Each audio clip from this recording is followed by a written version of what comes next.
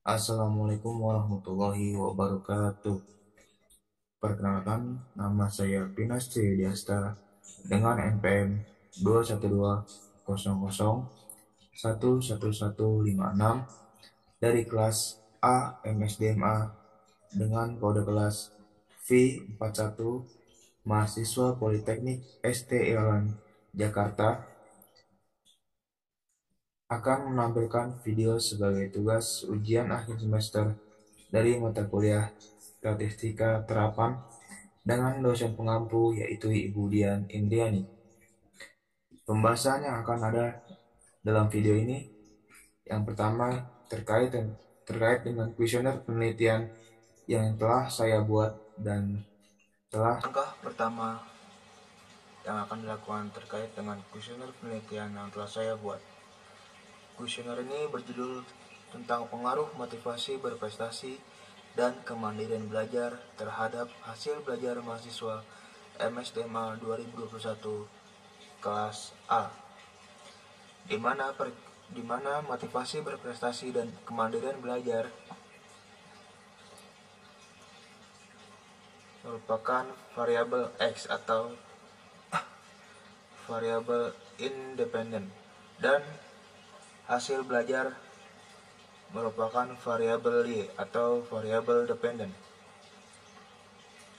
Berikut adalah pertanyaan pada kuesioner saya.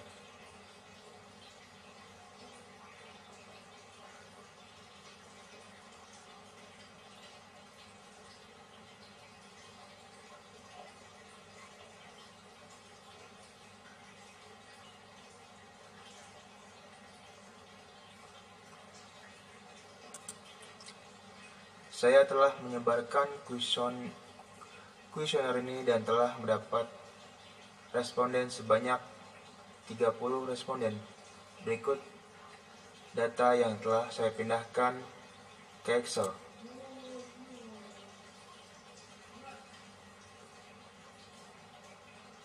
Baik, selanjutnya kita akan masuk ke dalam uji validitas. Langkah pertama adalah kita mengcopy seluruh data yang ada di dalam Excel.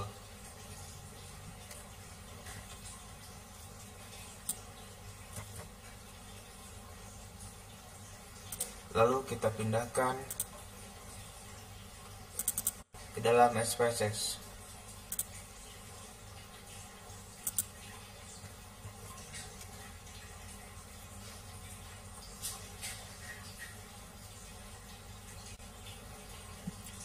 Setelah data kuesioner dipindahkan, kita klik variabel view.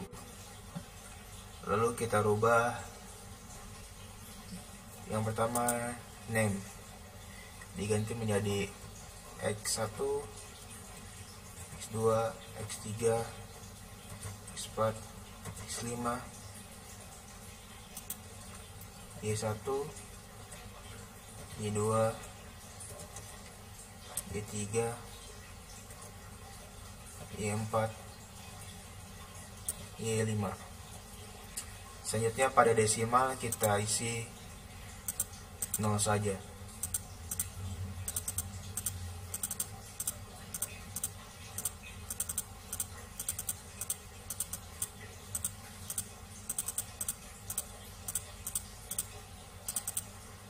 Lalu pada value kita klik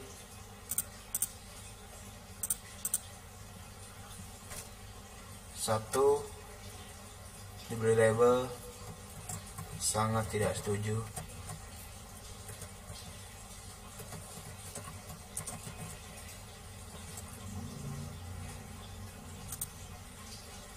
Value 2 tidak setuju.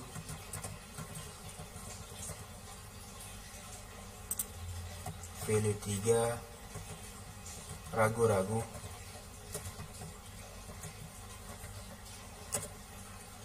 Value 4 setuju. Value 5 sangat setuju.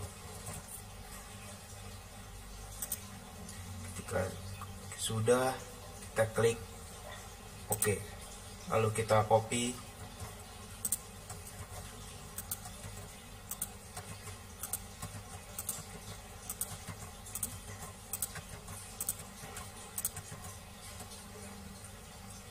Selanjutnya untuk measure kita isi dengan scale.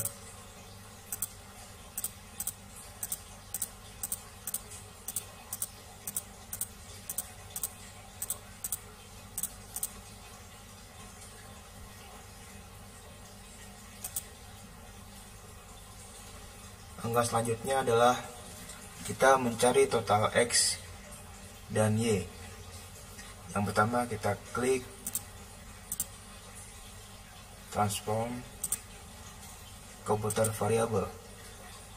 Target variabel kita isi yang pertama, karena kita ingin cari total X maka kita ketik total X.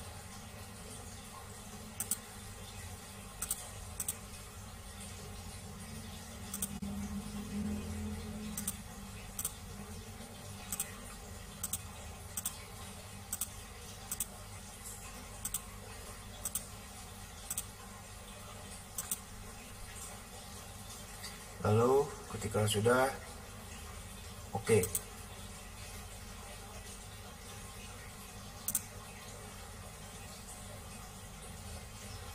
jika sudah, kita cari total Y. Langkahnya sama, klik transform komputer variabel, lalu data yang sebelumnya kita hapus terlebih dahulu. Kita ganti dengan total Y.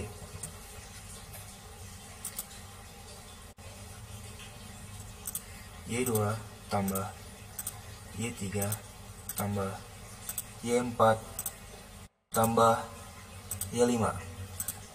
Lalu kita klik OK.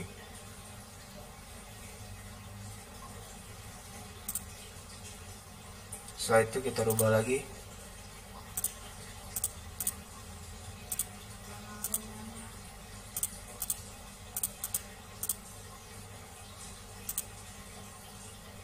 Nah, setelah kita dapat total X dan Y, maka langkah selanjutnya adalah melakukan uji validitas dengan cara klik analyze, klik correlate, klik bivariate. Lalu kita cari dulu validitas pada data X.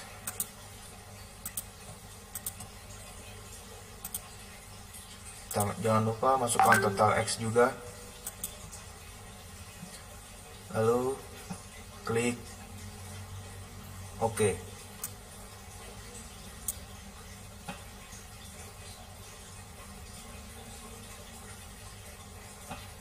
Maka hasilnya akan seperti ini.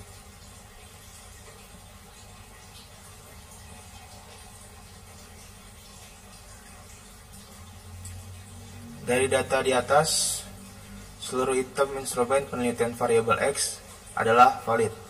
Hal ini ditunjukkan oleh nilai percent correlation R hitung setiap item lebih besar dari R table. Adapun R table untuk N sama dengan 30 dan DF, maka DF adalah 28. Dan signifikan 0,05 adalah 0,3610.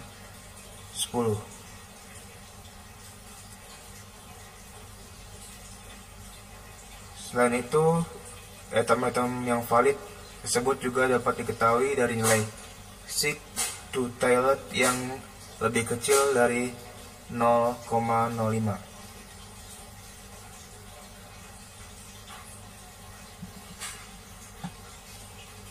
Berikut adalah DF dari percent correlation.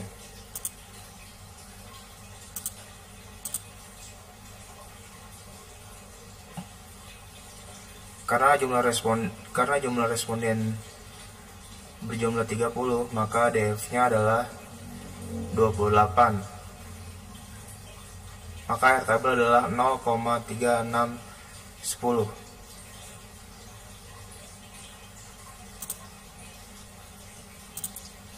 Selanjutnya adalah kita akan melakukan uji validitas pada variabel Y. Caranya sama, klik analyze, correlate, divariate. Data X sebelumnya kita pindahkan terlebih dahulu, lalu kita klik yang variabel Y, jangan lupa dengan totalnya, lalu klik OK.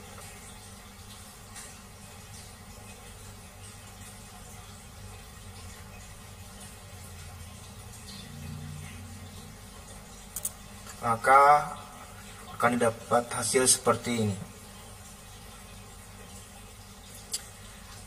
Dari data di atas, seluruh item instrumen penelitian variabel Y adalah valid.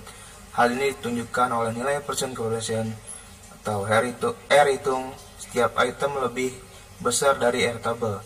Adapun nilai R table untuk jumlah responden 30 kurang 2, maka DF-nya adalah 28, dan nilai signifikan 0,05 adalah 0,3610. Selain itu, item-item yang valid tersebut juga dapat diketahui dari nilai sig to tailed yang lebih kecil dari 0,05. Setelah melakukan uji validitas, selanjutnya kita akan melakukan uji reliabilitas. Caranya adalah klik analyze, klik scale, klik reliability analyze, klik kita masukkan seluruh data variabel X dan variabel Y.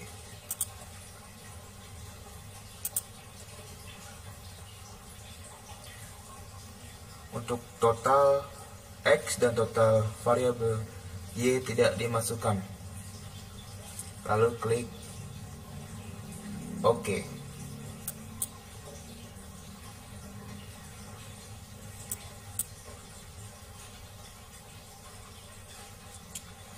Maka hasilnya adalah seperti ini.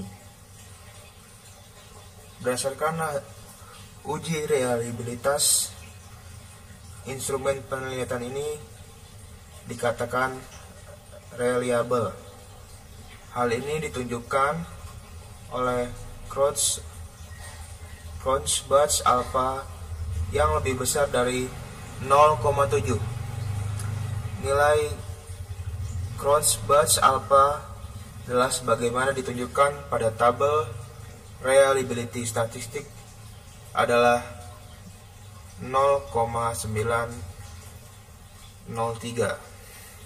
Selanjutnya adalah melakukan uji normalitas untuk melihat apakah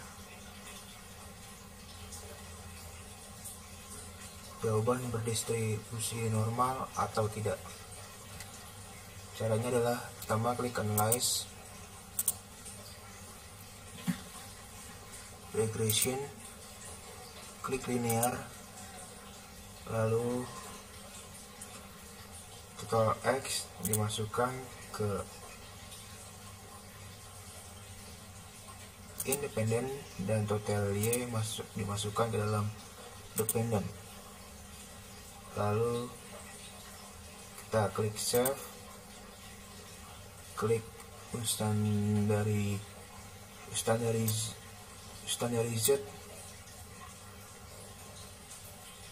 klik continue, lalu kita klik OK.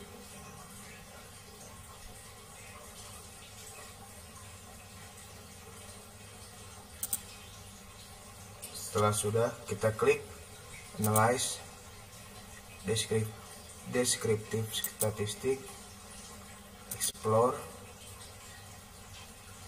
Maka hasil yang tadi kita cari ada di sini, lalu kita pindahkan ke dependent list, lalu klik plot,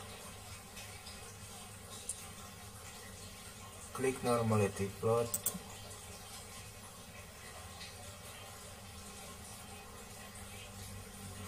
klik normality plot, klik normality plot, klik normality plot with test, klik OK, klik continue, lalu OK.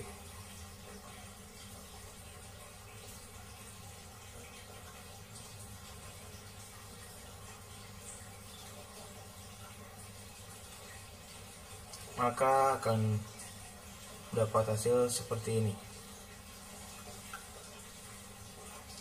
Nilai signifikan pada tabel Shapiro-Wilk adalah 0,765. Hal ini menandakan bahwa data pada penelitian ini berdistribusi normal karena nilai signifikannya lebih besar dari 0,05. Begitu juga jika dilihat dari tabel Kolmogorov-Smirnov dengan nilai signifikansi sebesar 0,200 lebih besar dari 0,05, yang menandakan bahwa data ini berdistribusi dengan normal. Setelah melakukan uji normalitas, selanjutnya kita akan melakukan uji regresi. Uji regresi dimaksudkan untuk menguji apakah hipotesis diterima atau tidak. Atau dengan kata lain, apakah terdapat pengaruh antara variabel X dengan variabel Y. Hipotesisnya adalah sebagai berikut. H0. Tidak terdapat pengaruh motivasi berprestasi dan kemandirian belajar terhadap hasil belajar. HA. Terdapat pengaruh motivasi berprestasi dan kemandirian belajar terhadap hasil belajar. Nah, caranya adalah sebagai berikut. Yang pertama, klik analyze, klik regression, klik linear, kemudian masukkan total X ke dalam independen dan total Y ke dalam dependen. Kalau sudah, kita klik OK.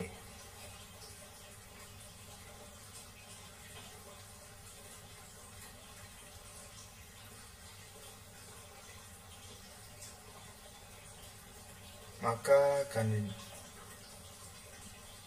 dapat hasil sebagai berikut.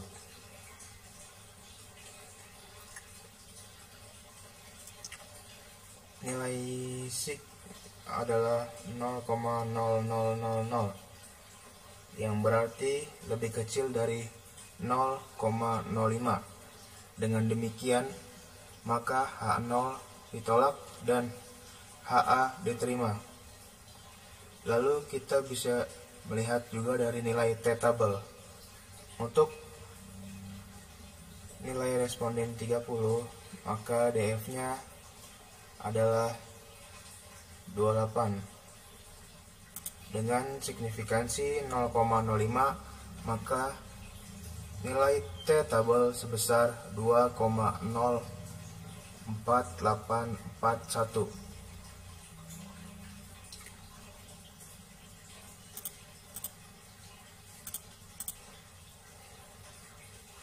Nilai T hitung yang didapatkan untuk penelitian di atas adalah 7,17. Dengan demikian, maka T hitung lebih besar dari T tabel, maka H0 ditolak dan HA diterima. Maka dapat disimpulkan bahwa terdapat pengaruh motivasi berprestasi dan kemandirian belajar terhadap hasil belajar mahasiswa. Sekian video yang dapat saya sampaikan. Apabila ada kekurangan, mohon dimaafkan. Wabillahi taufiq wal hidayah. Wassalamualaikum warahmatullahi wabarakatuh.